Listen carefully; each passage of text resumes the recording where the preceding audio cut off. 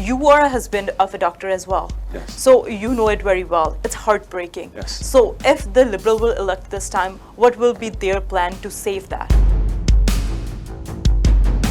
Canadians have the right to protest, absolutely, to gather, to speak their voices, but they can't infringe on the rights of people to get life-saving medical treatments. We have pharmacare, we have healthcare services in Canada, but some people have to pay their medicine bill. It will be covered, or some parties are promising dental as well. How important is that for your party? It's very important, and so we've seen the Conservatives who have said that they will experiment with moving away from a public system and going to public-private. We think that's very concerning. That's going to cost Canadians more money. And John, you are a father of 3. You know that issue really very well, childcare. Yes. So when it comes to childcare, Liberals are promising $10 daycare for the women, for the kids, for the women who are at home, and then they want to go to the work, and then they have to pay really very less. The provinces we've signed, the first one we signed was here in British Columbia. Yes. We know that families are spending a lot of money. I am talking to families who are saying that they're spending, $1,000, $1,400 if they have more children. Some of them are spending up to $4,000 and more dollars a month in childcare. Inflation rate is going up. Right. So all over Canada is 4.1%. If we look into BC, it's like 3.4%. Lower Mainland 3.4%. It's so much. So people can't afford living here in Canada. So what will be the Liberals' plan to make living affordable for the people who are coming in? They're new in Canada, or they are still existing in Canada, still living, but they cannot afford. One of the first things that we did was cut taxes on the middle-class families, and that would have put about $700 or thereabouts in the pockets of our families. We cut taxes on small businesses, but you're right, we are seeing the cost of goods increase. On the radio on the way over, I was hearing that gas is up, groceries are up.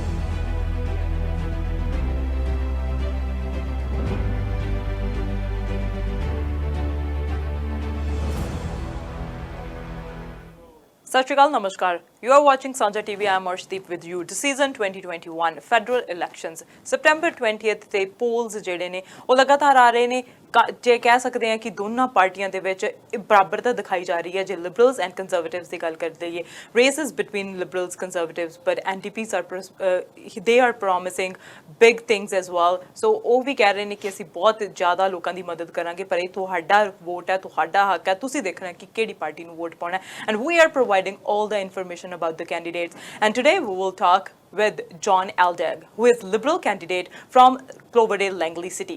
Let's welcome John. John, welcome. Thank you very much. Always a pleasure to be here. How are you doing? I'm doing very well, although getting tired. We have a few more days until Election Day, but we're excited. It's very positive on the doorsteps, and so yeah, we're tired but ready. How's it feel like when leader is here? Leader was here in Surrey. Leader's wife was here.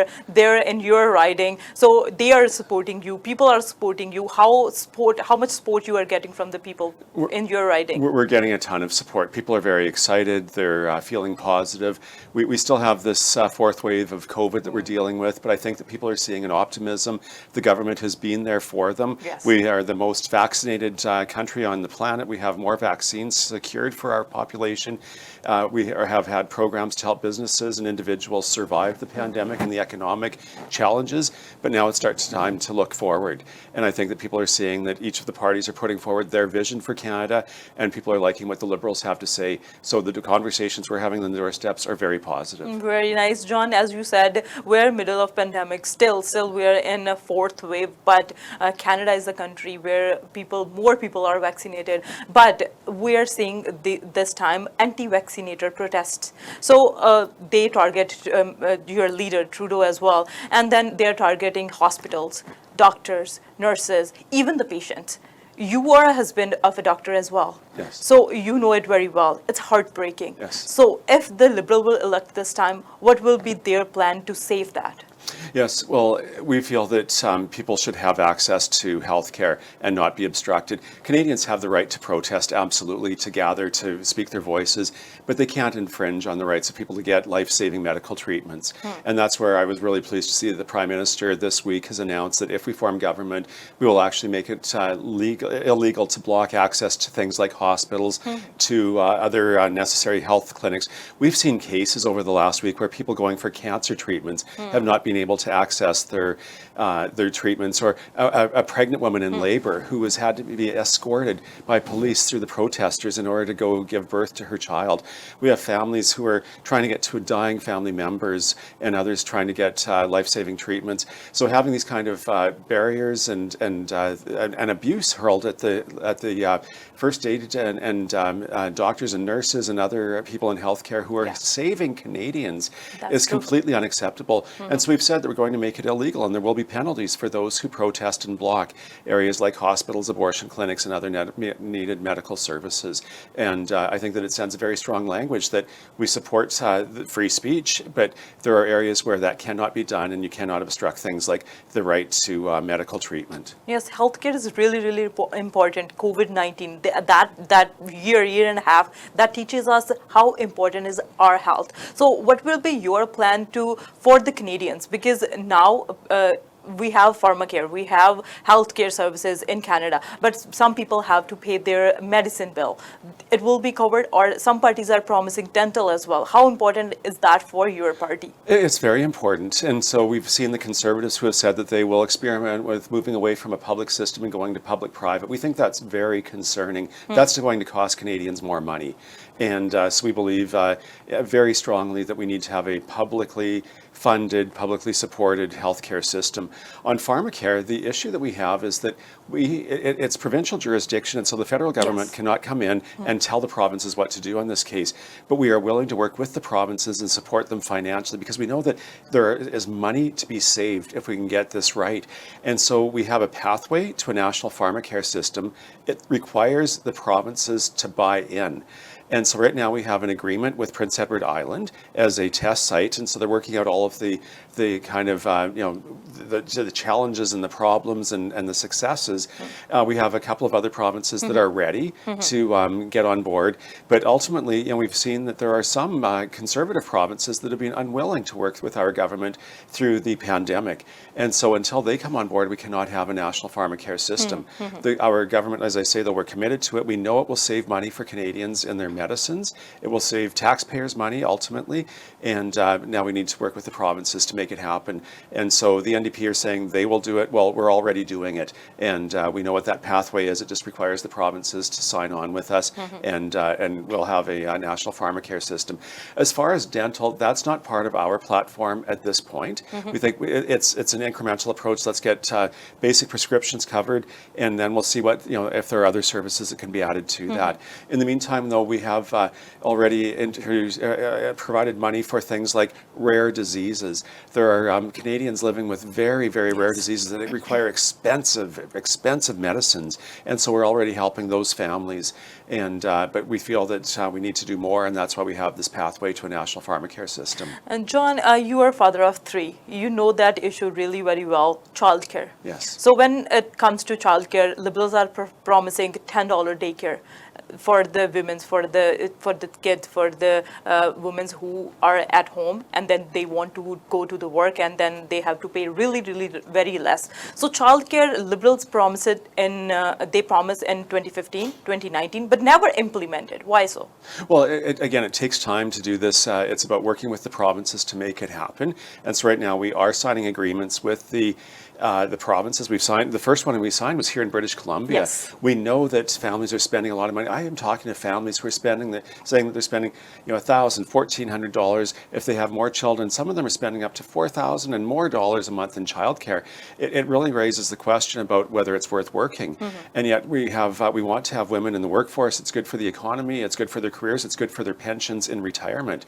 And so by having a $10 a day childcare system, it's we can get quality childcare spaces here in Surrey, here in Cloverdale, Langley City, and it means that women can pursue the opportunities for careers that they would like to do. There is a report that I saw recently, because the government will be helping to support this, but the report indicated that for every $1 spent on childcare, it creates $3 worth of economic activity. And that's about having women in the workplace. It's about having families address their affordability, so all of their money is not just going into housing, that it can go into other things that then create spin-off employment within our communities. And that's why we believe it makes sense to have a $10 a day childcare program. It's going to take us 5 years to get there, but within 1 year, daycare costs will drop by half, and that's going to put money in families in Cloverdale, Langley City. And in fact, a lot of people don't know this. I find it really interesting. In BC, the 3 youngest ridings are here in Surrey. Surrey Newton is the youngest, Cloverdale Langley City is the 2nd youngest, and Surrey Centre is the 3rd youngest. So we have a ton of young families here. This is going to make a huge difference for our working families, and particularly the working women in Surrey, and for their families. How they will pay for it? How will that beneficial for the families and for the women? Right. Well, it'll be through tax dollars that that are generated, but we feel by having women in the economy, by having businesses being more successful, it creates the tax base that we can actually do this, and then it'll create even more economic wealth for the government and the country, and that's very good. And then let's talk about affordability. Inflation rate is going up. Right. So all over Canada is 4.1%. If we'll look into BC, it's like 3.4%. Lower Mainland 3.4%. It's so much. So people can't afford living here in Canada. So what will be the Liberals' plan to make living affordable for the people who are coming in? They're new in Canada, or they are still existing in Canada, still living, but they cannot afford. Right. Affordability has been a top issue for our government since the day we were elected in 2015. One of the first things that we did was cut taxes on the middle class families, and that would have put about $700 or thereabouts in the pockets of our families. We cut taxes on small businesses, but you're right, we are seeing the costs of goods increase. On the radio on the way over, I was hearing that gas is up, groceries are up. I think that this is where we also need to look at things like climate change and the impacts it's having on the world and food production. And so we know that California has seen droughts, they've seen water shortages. This is in large part attributable to climate change. It's also where a lot of our food is grown. And so it's about how do we find solutions to climate change, but how do we also look at our own food sustainability? And if we can get food growing closer to home to feed our markets, that can help with some of the costs and the prices. I think that on things like gas, we need to look at how do we get families off of gas, and that's why we have incentives right now to help families buy electric vehicles. So there are actions that we can take and are taking to help families deal with the squeeze that we're seeing. I also think it's about greater economic opportunities and continuing to shift to good, high-paying jobs in our communities. We know that if we can get into the clean technology sector, those are very good jobs in both the technology, the research, the development, and the manufacturing. And so if we can get into tapping some of the global market for a transition to a clean economy, that's going to be very good for our families here. And if we have more money, then we can actually afford to live here, as you say, and not have to feel like we need to move to other countries where cost of living may be better or cheaper. We know that Canada is the best country in the world to live in. We know that BC is the best province to live in. We know that Surrey is the best city to live in. But we need to deal with affordability, and that's why our government is working very hard on this. That's true. So government has to do a little better to make the Canadians safe. Yes. Make their life affordable. Yes. And if we'll talk about the climate, so as you mentioned, the climate is a big issue right now. Absolutely. The Liberals, they are promising pipelines. They are promising climate change. They are promising to do the better environment. So how they will balance both things, the TMX pipeline and as well as the environment? Yeah, absolutely. It's a great question, and one that I hear on the doorsteps often. So I think the way that I look at it, and I like to explain it, is that it's going to take us a few years to transition to a clean economy. We have a plan. The Liberal Party has a plan. The Liberal government has a plan to get there, included 5-year legislated targets to do it. Our plan to get to a net zero carbon economy by 2050 has been endorsed by people like Andrew Weaver, the former Green Party leader in British Columbia. There's a noted economist from Simon Fraser University, Mark Jacquard, who has looked at each of the parties' plans and rated them. And he has given the Liberal plan an 8 out of 10 compared to the Conservatives 5 out of 10, the Green Party 4 out of 10, and the NDP 2 out of 10. Because he looks at both the environmental gains that are made year over year with our plans, but also the economic cost. And although the NDP and the Greens have more aggressive plans to get to net zero faster, his assessment says that they would also kill the Canadian economy. And we can't do that. We know that right now oil and gas production is an important part of our economy, and in fact it's going to help pay for our way to a clean carbon economy. And so in the pipeline, there's two issues to consider with that. One of them is that there's already the oil flowing out of Alberta. It's going to, in many cases, primarily the United States. We know that if we can diversify the market, we will get a premium on that product that is already being sold. And so if we can get it to Asia, as an example, it'll create more wealth for our country. That wealth we've committed to taking all of the profits from the pipeline and putting that into the transition to a clean economy. So we're actually taking the money from the pipeline and using that to transition to a clean economy. The other thing is that pipeline itself is just a means of transportation. And so the oil, like I say, is already moving. We see oil tankers, rail tankers coming through our communities. Pipelines are much safer, a much safer method. And so we would rather see that product going through the pipelines and off of the railways. We've also strengthened things like our protection of our oceans. We've also invested in marine life, greater protections for the orcas and other wildlife that live here. And so I think that it's about having, we say, that you hear, Prime Minister Trudeau says this all the time, the economy and the environment must work together. They go hand in hand. You can't do one without the other. And that's where the Liberal plan is the one that is the best as far as moving to deal with the climate solutions that we need to get to by 2050 and having the steps to get there, but also doing it not at the expense of the economy to make sure that we continue to have people working and transitioning to that new economy. There should be balance in everything. So when we talk about economy, you are promising, Liberals are promising the economy, to bring back economy, and there is already deficit. Everybody is asking the deficit question. So there are billions and billions of deficit on Canada, and still Liberals are promising $78 billion. How the money will come from? And next, people are asking about taxes. Will they see the tax increase in next years if Liberal will elect? Right. So the first thing I'm going to say on taxes, there is a rumor that, and in fact I will go as far as calling it a lie that the Conservatives are spreading, that in order to pay for this deficit, the Liberals will tax the sale of a primary residence. It is not true. This has been answered over and over and over in Parliament by the ministers responsible for housing and taxation and others. It is not part of our plan. We believe that the solution to dealing with the deficit is by having a thriving economy. We talked about this in 2015. The Prime Minister made a comment, that the budget will balance itself. And the thinking behind that is simply that if you grow the economy, it increases tax revenues, and that way you can actually get to a balanced budget. If you look at the Conservatives' plan, that is essentially what they're saying. O'Toole is saying that he will have these unrealistic growth targets, but that's how he's going to get to a balanced budget in 10 years. Well, that's no different than the Liberal plan, although we're saying that we can't guarantee that it's 10 years because there are so many factors that are at play. The only party that's saying that they're going to get to a balanced budget within 2 years is the People's Party, but they won't say how drastically they will slash the government spending and how that would decimate the Canadian economy. So right now we are able to afford this because we've had a very good credit rating. Although we've borrowed less than other G7 countries. We've retained our AAA credit rating, and so and as we get the economy back, we've already recovered 95% of the jobs that were lost during the pandemic, and we're optimistic that the rest of those will be back by within the coming weeks.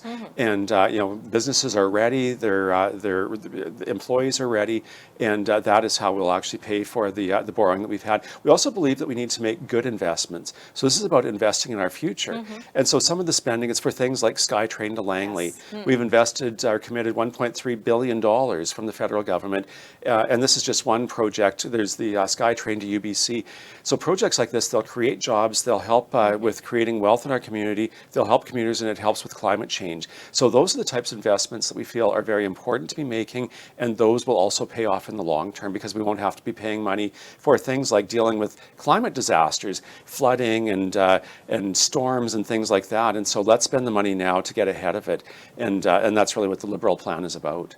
Cloverdale, Langley City, as you mentioned, the SkyTrain, and what other projects you want to do if you will elect in this election in 2021? What issues you want to address? Well, seeing through the $10 a day childcare is huge because of our young families. We have an amazing housing program. So I talk to families all the time saying, I own a home and I want that home equity to be protected, but I also want my kids to have affordable housing, to be able to buy into the market. So we have a plan that's going to do that. We have a pathway from renting to owning for younger Canadians. We have plans to help people save money in their first home purchase. And so I would say check out our policy on housing. That's an amazing one. And so we want to make sure that our families are staying here and that they're raising their children here and that this is a thriving community 10 and 20 and 30 years down the road. As you mentioned, SkyTrain is absolutely huge. It is going to transform the Fraser Highway corridor right into Langley City, which is part of the riding that I represented and hope to represent once again. There are also very immediate projects. We know that in Cloverdale there was a twin ice arena that had been planned. It was unfortunately cancelled when the current municipal government came in to pay for some other priorities, but they have indicated a commitment to getting that back on the books, and we have funds available for that. There's a project for at the Cloverdale Athletic Park to take a lacrosse box and put a roof on it. And what that project to me is about, it's about helping kids have opportunities for productive off-school time, sort of that recreational social time. And so it's about giving them the opportunity to get together with peers, but also with mentors, and actually pursue sports and teamwork and contributing to the community. And this can also help with things like some of the gang activity that we see. If we have youth that are on the streets and not feeling like they have a community or a place to go, then that can lead to problems. And so a project like this one at Cloverdale Athletic Park is very important to me. We have lots of other things, in Langley City. They're looking at some form of performing arts center. There's Indigenous related projects I would like to see done in our community. And this is why I'm also out there talking to organizations and businesses and other levels of government to find out what their priorities are, so that those would be the things that I can go to Ottawa and fight for our community. Very few days are left in elections, and we can see many parties are making big promises. Liberals are making big promises as well. So nobody is talking about immigration that much. How important immigration to your riding? Immigration is very important, and in fact, immigration is very important to Canada. We have a declining birth rate, we have an aging population, and so this means that we need talent from around the world. We need laborers, we need skilled tradespeople, we need other professions coming in from around the world. It's also about having programs like family reunification, because we know that having families intact with grandparents to help look after kids is also really healthy for our families. We also know that making space available for refugees is very important. There are all sorts of programs, but we have increased the number of immigration spots in Canada since we formed government in 2015, and we're committed to having a look at that on an annual basis to see where the needs are and how we can best bring this global talent pool to Canada. Canada is so rich. We look at the South Asian community who has come and been so successful in developing businesses and creating employment, and we think that we can continue that and bring others from around the world to really make Canada even stronger and better than it is now. And so I think that over the last 6 years, we've had great success in our immigration policies, and that's probably why we're not hearing a lot about it, is that we have a plan to continue to attract the best and to grow our economy through immigration, but also to make a safe and inclusive home for those coming from around the world to call Canada home. There are still many people who are undecided, still very few hours, I can say, left to the final decision. So decision 2021 will be made on September 20th, but people who are undecided, what will be your vote appeal to them?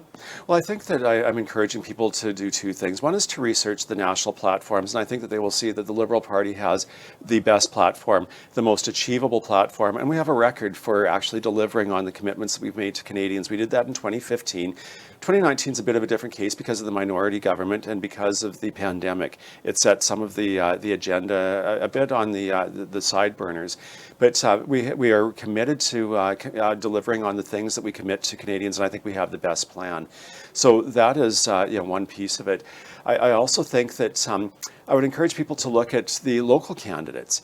And there are two of us. This is going to be a Liberal or Conservative member of Parliament that comes from Cloverdale Langley City. That's the historical record. And so it's going to be one of those two.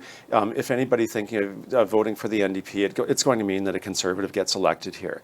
And I'd like to point out that the Conservative member of Parliament is an extreme social conservative who is focused very much on an extreme social conservative agenda. And you just have to look at the record that she has on how she's voted and the issues that she has championed while in the House of Commons to know that she is about, and she stated this publicly, about bringing a biblical perspective to civil authorities.